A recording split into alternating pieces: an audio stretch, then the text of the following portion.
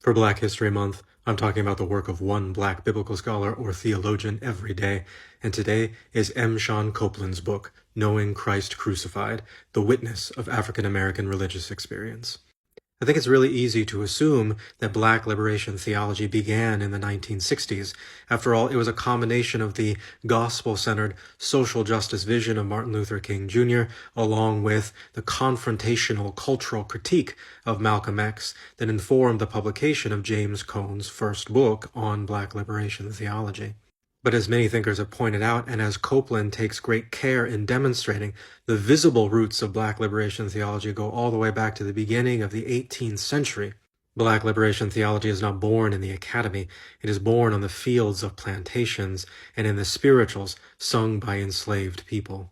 As Copeland shows, white Christians preached to enslaved peoples in the South, but their preaching was highly selective, emphasizing moral themes that were useful in bolstering the stability of slavery as an institution.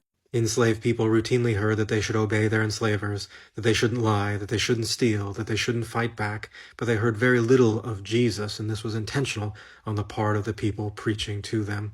But in time, enslaved people began to piece together elements of the gospel narrative.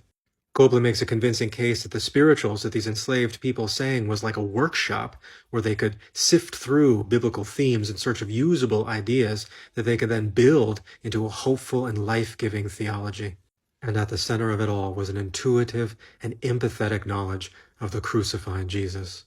Copeland shows how the profound social suffering of enslaved African-American persons and the wisdom preserved in the spirituals that they sang created the soil out of which later Black liberation theology would grow.